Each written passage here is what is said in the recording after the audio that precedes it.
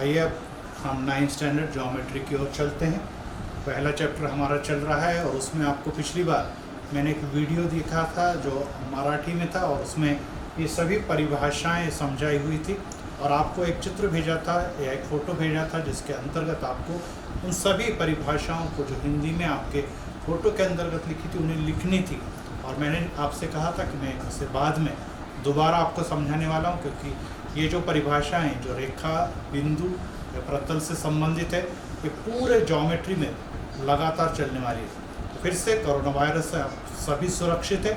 अब समय आ गया है कि आप मेहनत करें, परिश्रम करें और सबसे कठिनतम विषयों में से एक ज्योमेट्री ध्यान से पढ़ें, क्योंकि इसके द्वारा ही आपकी अच्छे परसेंटेज और अगली कक्षाओं में जाने के पढ़ाई के मार्ग खुल जाते हैं। तो आइए हम ज्योमेट्री की तरफ चले और इस परिभाषाओं को पहले समझें, लिखें और याद भी करें, क्योंकि ज्योमेट्री की भाषा परिभाषा कहलाती है। ज्योमेट्री की भाषा ही परिभाषा है। जिसे ये परिभाषा नहीं आती वो ये ज्योमेट्री ही नहीं सीख सकता, क्योंकि उसे गणित की ये भाषा नहीं आ रही है। इसलिए ज्योमेट्री की भाषा परिभाषाओं की हम ओर चलते हैं। कुछ परिभाषा हमने छोटी क्लास में सीखी है, लेकिन अब हम इसे दोबारा सीखने जा रहे हैं। तो पहली परिभाषा की तरफ हम चलते हैं, जिसका नाम है रेखाखंड। इसका नाम है रेखाखंड ए बी। आकृति में दिखाई दे रहा है कि इसके दोनों तरफ तीर की निशानी है, अर्थात यहाँ पे ए से शुरू हो रही है, बी तक जा रही है, बी से शुरू होकर ए तक जा रही है, अर्थात ये इसके अंत बिंदु है। लेकिन परिभाषा इस प्रकार से है कि बिंदु ए तथा बिंदु बी, बिंदु ए बिंदु बी ये पहला पॉइंट है। दूसरा पॉइंट तथा इसके मध्य आने वाले असंख्य बिंदुओं के समुच्चय को रेखाखंड ए बी कहते हैं। फिर से रिपीट कर रहा हूँ। पहला पॉइंट बिंदु ए, बिंदु बी तथा बिंदु ए और बी के बीच आने वाले असंख्य बिंदुओं के समुच्चय को रेखाखंड ए बी कहते हैं। और इसी को संक्षिप्त में हम लोग रेख शब्द का इस्तेमाल करते हैं। रेख का मतलब रेखा नहीं, रेखाखंड का रे और खंड का ख, और इसको लिखा जाता है रेख ए बी। दूसरी परिभाषा किरण ए बी। अब इसमें आपको सभी मालूम है कि किरण में एक तरफ तीर का निशान आता है और दूसरी तरफ जो आरंभ बिंदु है वो बिंदु के रूप में होता है, अर्थात ए से आरंभ होकर ये बी की दिशा में जा रही है। ए से आरंभ होकर बी की दिशा में, मतलब दाहिनी तरफ जा रही है। परिभाषा इस प्रकार से होगी कि रेख ए बी, ये पूरा रेख ए बी तथा ए बी तथा पी इस मध्यता को दर्शाने वाला, रेख ए बी तथा मध्यता ए बी पी को दर्शाने वाला संग समुच्चय किरण ए बी कहलाता है, जिसमें बिंदु ए इसका आरंभ बिंदु है और ये पी की दिशा में आगे की ओर बढ़ रही है। मतलब यहाँ पर पी जैसे समस्त बिंदुओं के समुच्चय, पी जैसे रेख ए बी तथा ए बी पी में पी जैसे समस्त बिंदुओं के समुच्चय को किरण ए बी कहते हैं। इसे किरण बी ए नहीं कह सकते हम। ए से शुरू होकर बी की दिशा में जाने वाली इसको हम किरण ए बी कहते हैं। ये आपकी दूसरी परिभाषा हुई। तीसरी है रेखा ए बी। अब रेखा में आपको मालूम है कि दोनों भी तरफ तीर के निशान आते हैं और ये दो बातों का संग समुच्चय है। एक है किरण ए बी इस तरफ जा रही है और दूसरा है किरण बी ए इस तरफ जा रही है।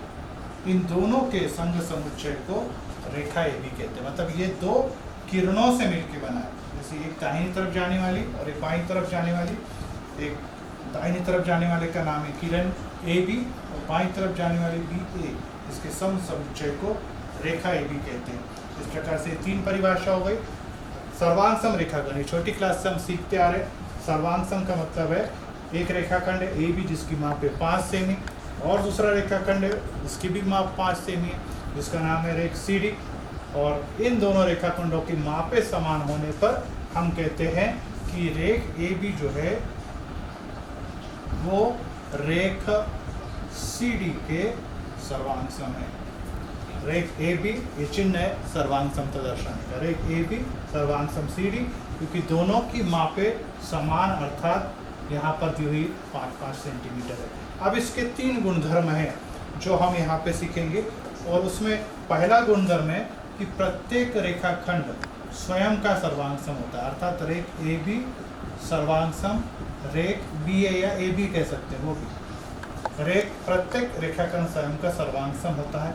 दूसरा, अगर रेख ए बी सर्वांग सम है रेख सी डी के, तो रेख सी डी भी सर्वांग सम होगा रेख ए बी के। पहला रेखाखंड सर्वांग सम है दूसरे के साथ, तो दूसरा रेखाखंड भी पहले के साथ सर्वांग सम होता है। और अगर तीन रेखाखंड लिए, पहला है ये वाला ए बी तथा दूसरा है रेखाखंड रेख सी डी, रेख ए बी सर्वांग सम रेख सी डी, और दूसरा बात है तथा रेख सी डी सर्वांग सम है रेख एक्स वाई, पहला सर्वांग सम दूसरे के साथ, दूसरा सर्वांग सम तीसरे के साथ। इसलिए पहला वाला जिसको अपन ए बी कहते हैं वो सर्वांग सम हो जाएगा तीसरे रेखाखंड एक्स वाई के। तीन रेखा ये तीसरा वाला गुणधर्म। पहला गुणधर्म प्रत्येक रेखाखंड स्वयं के सर्वांग सम ए बी सर्वांग सम ए बी। दूसरा, पहला रेखाखंड ए बी सर्वांग सम है दूसरे के साथ, तो दूसरा वाला भी पहले के साथ सर्वांग सम हो जाएगा। और तीसरे में अगर पहला रेखाखंड ए बी सर्वांग सम है दूसरे के साथ सी डी के साथ, सी डी सर्वांग सम एक्स वाई के साथ अर्थात तीसरे रेखाखंड के साथ, तो पहला और तीसरा ये भी आपस में सर्वांग सम, ये पहला है और ये तीसरा है, ये भी आपस में क्या होते हैं सर्वांग सम हो जाते हैं। तो इसे सर्वांग समता के तीन गुणधर्म कहते हैं जो परीक्षा में पूछे जाते हैं। अब ये रेखाखंड का मध्य बिंदु, ये रेखाखंड है ये इसका और ये इसके अंत बिंदु कहलाते हैं। और इस अंत बिंदु के बीच में अगर कोई बिंदु है, लेकिन इस बिंदु के दाएं और बाएं, मतलब ये अगर 3 सेमी है तो यहाँ से यहाँ तक ये भी 3 सेमी होगा। इसको अपन इस प्रकार से देख सकते हैं कि ए एम बराबर एम बी, दोनों की माप है 3-3 सेंटीमीटर। ये रेखाखंड 3 वाला है और ये भी अगर 3 वाला हो, तो बिंदु एम को, यहाँ पे बिंदु एम को रेख ए बी का मध्य बिंदु कहते हैं, रेख ए बी का मध्य बिंदु कहते हैं, जबकि दाएं और बाएं भाग समान है। तो आखिरी परिभाषा ये है कि अगर कोई एक इस प्रकार से रेखा है और दूसरी रेखा इस प्रकार से है, और ये रेखा मान लीजिए एल है, ये रेखा एम है, और ये एक दूसरे पर 90 अंश का कोण बना रही है इस प्रकार से, जिसको अपन लंबवत कहते हैं। एक रेखा एल है जो क्षैतिज है, दूसरी रेखा ऊपर से नीचे ऊर्ध्वाधर है जिसको रेखा एम कह रहे हैं, और ये दोनों आपस में कटते समय 90 अंश का कोण बना रहे। तो ऐसे अवस्था में रेखा एल रेखा एम पर या रेखा एम रेखा एल के ऊपर लंबवत रेखाएं कहलाती है। तो इस प्रकार से मैंने आपको 7 परिभाषाएं सिखाई है। रेखाखंड ए बी, किरण ए बी, रेखा ए बी, इधर सर्वांग सम रेखाखंड, सर्वांग सम रेखाखंड के 3 गुणधर्म, रेख का मध्य बिंदु अर्थात रेखाखंड का मध्य बिंदु, और लंबवत रेखा। ये सभी परिभाषाएं आपकी कॉपी में ऑलरेडी लिखी हुई है, तो इसलिए इन्हीं परिभाषाओं को जो आपकी कॉपी में लिखा उसे याद करना है। यहाँ पर मैंने इन सब परिभाषाओं को समझा दिया। इस वीडियो को आप सुरक्षित रखें और बार बार दोहराएं। आगे अगला अब हम एक्सरसाइज की ओर बढ़ते हैं।